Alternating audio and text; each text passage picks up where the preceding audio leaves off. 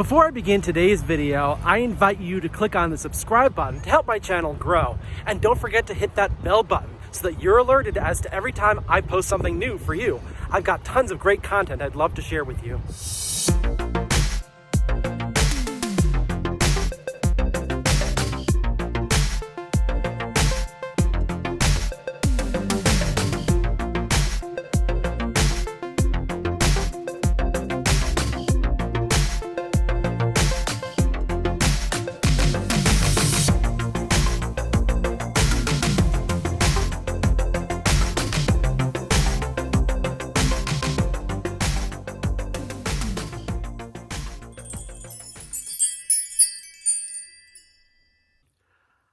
I am back on the road, and this time I'm getting ready for a trip from one coastal state to another. It's Washington to Georgia this time, and I'll be flying on an A319 painted in Delta's colors. While the majority of cross-country flights depart out of Seattle, my flight to Atlanta today is leaving from Spokane, and I'm doing it all in first class. Let's head into the terminal in Spokane.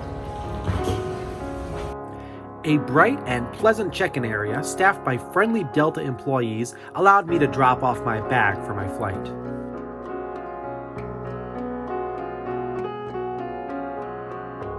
I'm on my way to TSA. I will meet you on the other side.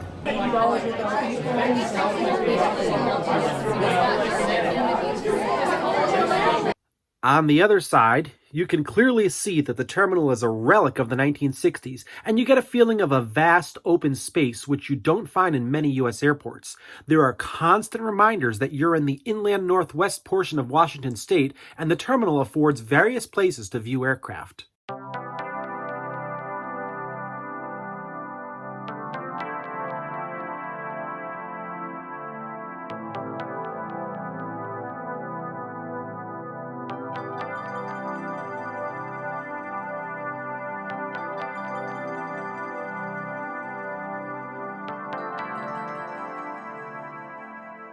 Although my flight today is actually not going to see any ocean, I'm flying from one state that's on the Pacific coast to another state that's on the Atlantic coast, so it's a pretty long flight.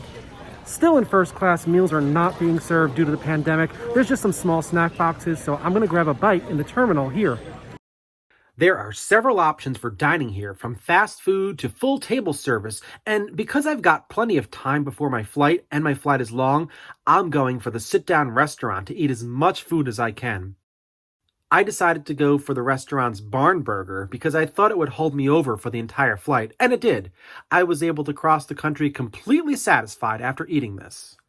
Normally before any flight I like to visit the Delta Sky Club. However, this is a smaller Delta city and there is no Delta Sky Club.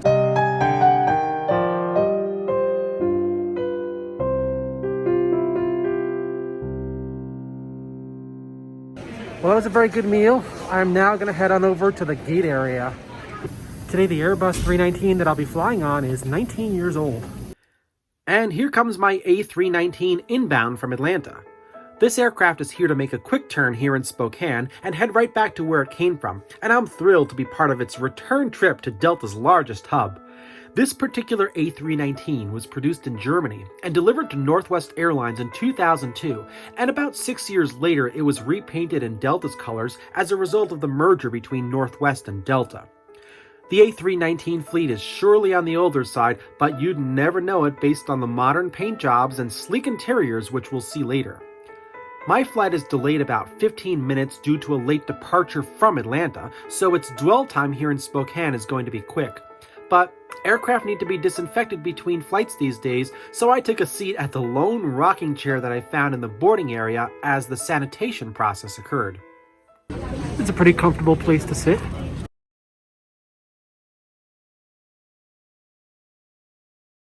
And I'm on my way to Atlanta, boarding the Airbus A319.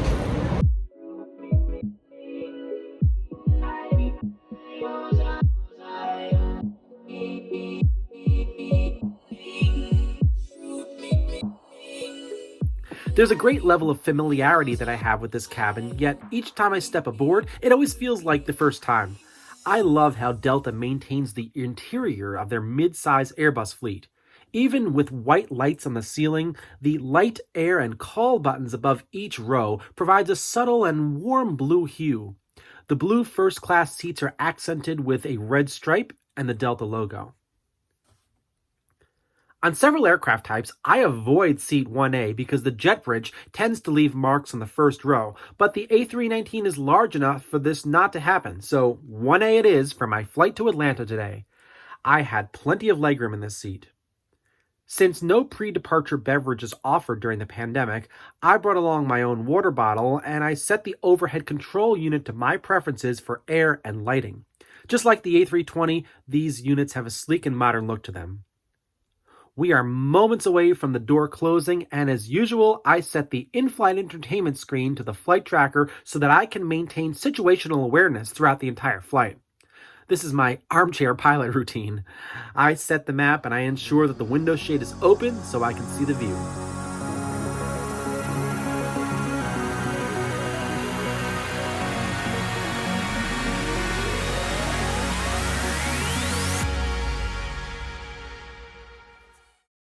Once airborne, 3 hours 55 minutes en route. It's going to be a little bit bumpy on the climb now. We're going to have flight attendants stay up or down in their seats until we get to altitude.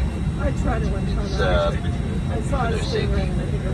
So once we get to altitude, it should smooth out. We'll get you in service after that. So probably first 30 or 40 minutes we'll be just hanging out with the carts in the aisle. The current weather in Atlanta right now is high broken clouds, good visibility. The temperature is 81 degrees Fahrenheit. The winds are gusting a little bit out of the east. With that, we push back from the gate just a few minutes behind schedule. Our departure runway is going to be runway 21. Runway 21 points toward the southwest, and since Atlanta is toward the southeast, after takeoff, we'll make a left turn and head on down to Atlanta in basically a straight line.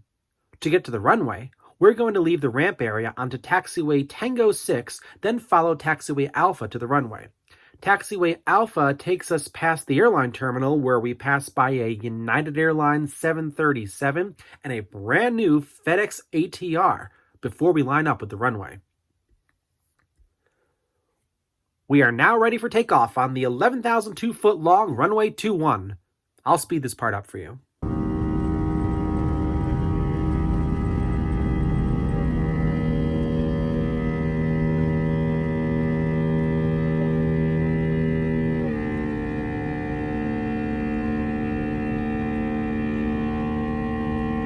I love the hum of the engines.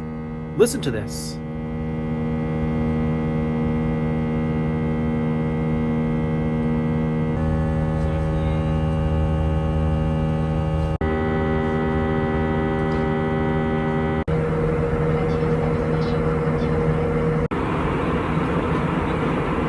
You can hear how the engine sounds change as we go from the ground to our cruising altitude, but no matter what the sound, my eyes are glued to the view and the map on the screen in front of me.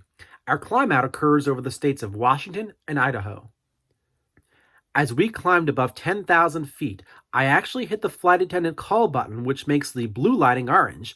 I hit it because the Wi-Fi wasn't working, but a moment later, the flight attendant made an announcement to address it. Ladies and gentlemen, unfortunately we are experiencing technical difficulties with the Wi-Fi on today's flight. We still have the access to a variety of free entertainment through our feedback in-flight entertainment system. We apologize for any inconvenience this may cause you. A few moments later, however, the Wi-Fi started working and the flight attendant took my drink order. Just some water, please. My drink was served with a cup of ice. This was new and reminded me of pre-pandemic times before ice service was discontinued with an order of water. For the snack boxes, we had two choices for our snack box: the bistro snack box and the August snack boxes. Or the bistro. The bistro. I'll take the bistro also. Thank you. Again, my bistro box was pretty standard, and I've been getting a box like this on all of my pandemic times first-class Delta flights. I've got many other videos on my channel where you can see the content of that. I generally keep my tray in the half position when I use it, and I keep my seat in the upright position to see out the window and not impose on the space of the passenger behind me. Our flight today is a near straight line, and while the routing doesn't involve many turns, the crew in the flight deck is busy talking to the air route traffic control centers that handle high-altitude flights like this while passing through their airspace. Today, we'll be talking to controllers in the following air route traffic control centers: Seattle, Salt Lake City, Denver, Kansas City, Memphis, and Atlanta. This is a long flight, and even though the flight is on autopilot, it's necessary to talk to controllers in all of these centers. These controllers manage flow to the destination airport, and since we're flying to the busiest airport in the United States, their work is very important. Don't forget to check out my video called A Flight Across the USA from an Air Traffic Perspective to learn more about this process. Before we start on down to ATL, I made a trip to the first class lavatory. If you've flown on the A320 or have seen any of my A320 videos, you can see that the lavatory in the A319 is the same as the A320. It's well lit, well appointed, and clean. One of the few differences between the first class lavatory and the two lavs in the rear of the airplane is that lotion is provided here. As one should always do during a pandemic, I made sure I washed my hands before I returned to my seat. Shortly thereafter, we followed a standard terminal arrival route from the northwest, and we began our descent to Atlanta. Today, we'll be landing on the north runway, which is runway 8 left, and as we get closer to the airport, the Air Route Traffic Control Center hands us off to Atlanta Approach Control, which will provide us with radar vectors to the final approach course. We're headed southeast, and the runway heads east, so radar vectoring is minimal. Atlanta Airport has 5 runways, and they all head in the same direction, so controllers can assign multiple aircraft to several runways for landing, and the same applies for departing flights. Here's the final approach to runway 8 left, sped up.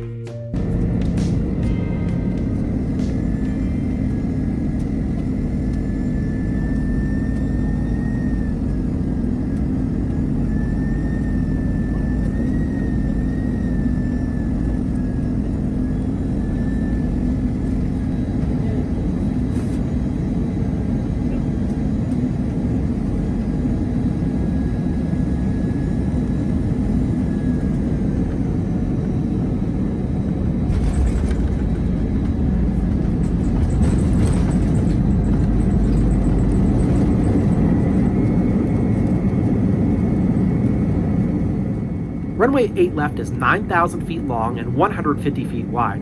Our A319 has plenty of room to slow down and clear the active runway here, and maximum braking was not necessary for deceleration. It's a pleasure to welcome you to Atlanta.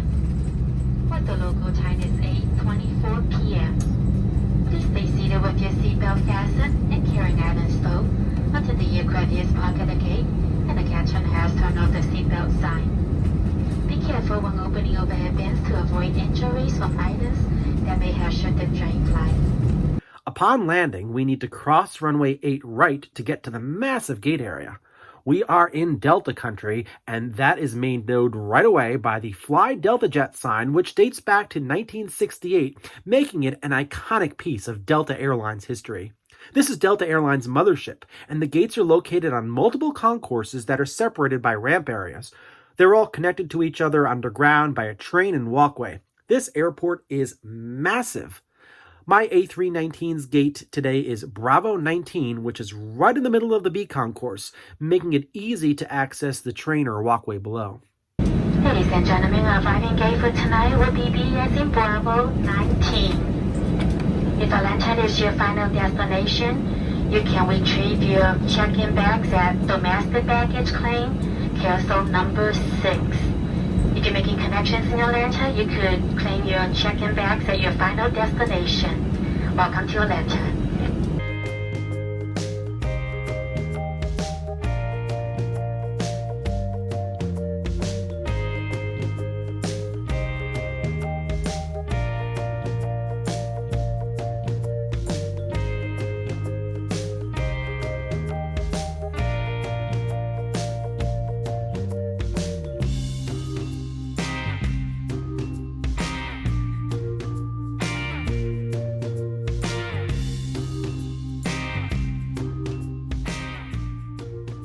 One thing I enjoy about sitting in the first row on the left side of the plane is watching the jet bridge pull up to the aircraft.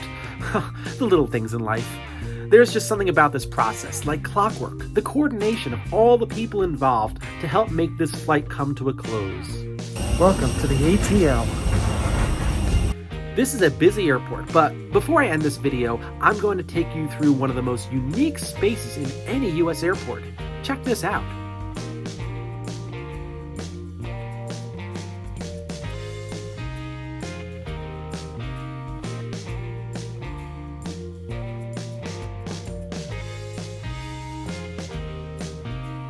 I'm now at the Atlanta airport, and I'm in the rainforest in the connector between the B and A gates. Well, I'd like to thank you for watching my video. I hope you enjoyed my flight from Spokane to Atlanta on the Airbus A319. I've got a lot more great content that I'd love to share with you, so go ahead and click on that subscribe button and click on that bell button so that you're alerted as to every time I post a new video for you.